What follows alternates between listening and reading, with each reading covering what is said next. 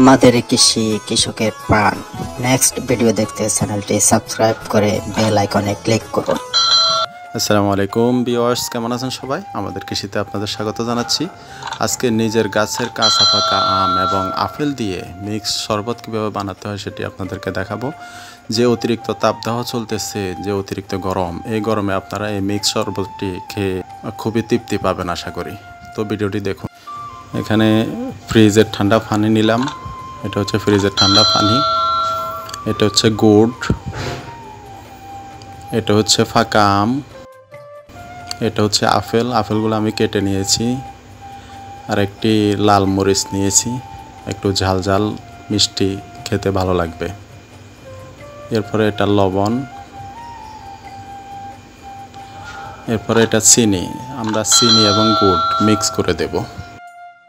আমগুলো আমি ব্লেন্ডার মেশিনে দিয়ে দিলাম। এরপর আপেল এবং মরিচটাও দিয়ে দিচ্ছি। এরপরে চিনি দিয়ে দিলাম,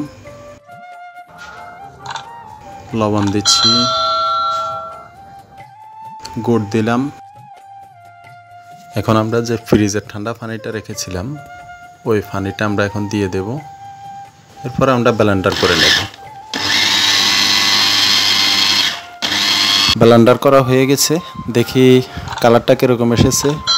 খুব সুন্দর একটি কালার এসেছে।